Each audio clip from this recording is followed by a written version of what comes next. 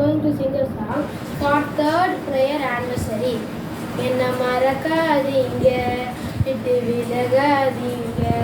உங்க முகத்தை சானா எங்கே போனா